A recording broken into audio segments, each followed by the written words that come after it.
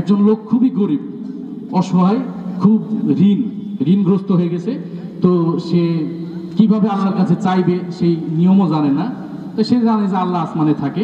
তো সে আল্লাহর কাছে চিঠি লিখতেছে যে আল্লাহ, আমি অনেক গরিব, আমার টাকা পয়সা নাই, অনেক ঋণ হয়ে গেছি, মেহেরবানি করে তুমি আমার 1 লাখ টাকা দাও। এই কথাটা সে চিঠির মধ্যে লিখে সে চিন্তা করছে এখন আল্লাহর কাছে পাঠাবো কিভাবে কথাটা।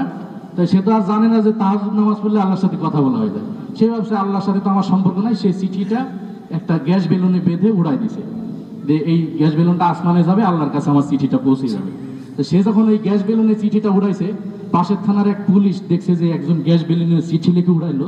তখন পুলিশ সন্দেহ করছে যে হয়তো বা গোপন দূত হইতে পারে, কোনো গোপন সংবাদ আদান প্রদান করছে। তারা তখন তাড়াতাড়ি ওই গ্যাস বেলুনটা গুলি করে ফায়ার করে নামাইছে। নামায় থানায় নিয়ে গিয়ে দেখে যে চিঠির মধ্যে লেখা যে আল্লাহ, আমি গরিব মানুষ, আমার 1 লাখ টাকা দাও। তখন থানার সকল পুলিশ পরামর্শ করে বলে যে এই লোকটা অসহায়, তাহলে আমরা আমাদের বেতন থেকে কিছু হাদিয়া তোফা তুলে তাকে দিয়ে আসি। তো তারা টাকা তুলছে, 50,000 টাকা হয়েছে। তো একজন পুলিশকে বলছে যাও তুমি টাকাটা দিয়ে আসো। তখন পুলিশ যখন তাকে গিয়ে টাকাটা দিছে যে তুমি আল্লাহর কাছে দোয়া করছিলা, চিঠি লিখছিলে, আল্লাহ কবুল করছে, এই ধরো তোমার টাকা।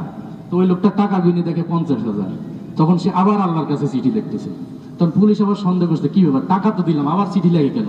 পরে যখন আবার চিঠি লেগে গ্যাস বেলুনে উড়াই দিছে, তখন পুলিশ চিঠি খুলে দেখে যে চিঠির মধ্যে লেখা যে আল্লাহ, চাইছিলাম 1 লাখ টাকা, তুমি নিজেই দিতা, নাহলে জিবরাইল আলাইহিস সালামকে দিয়ে পাঠাইতা। তুমি যে পুলিশের হাতে দিছো, ওরা তো 50,000 মাইরে দিছে।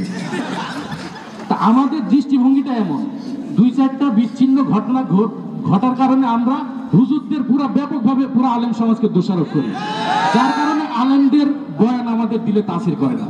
সুতরাং আলেমদের প্রতি সঠিক দৃষ্টিভঙ্গি রাখেন, অবশ্যই আগের মতন বয়ান তাসির করবে।